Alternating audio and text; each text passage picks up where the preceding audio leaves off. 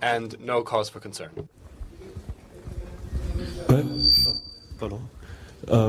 Ralf Niemeyer für EU-Reporter. Ralf Niemeyer, a question for President Juncker.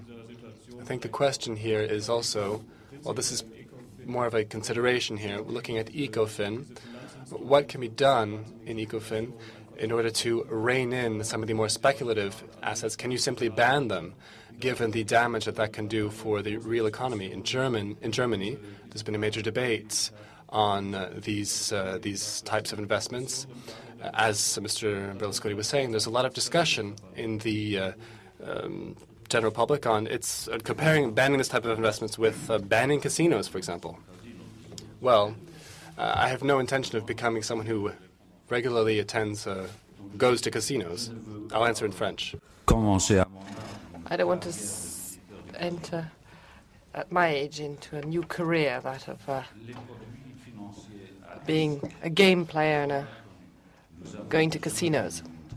Now, much of this risk is unknown and ungauged. We need to enter into a new phase of transparency, and I might add that banks themselves need to know what's going on, because I believe that many banks don't actually know what's going on. One can show imagination, display creativity, but you cannot ask others to shoulder the burden of the consequences of one's own irresponsibility. That game is over, as President Sarkozy rightly said. We need entrepreneurial capitalism as opposed to speculative or the capitalism of adventurers. That we don't want. And we want the earnings and wages of management, CEOs, to reflect this. In other words, that they not gain by having got their clients to bear the risks that they have incurred. Just one thing. We have to bring ethics back into the world of finance.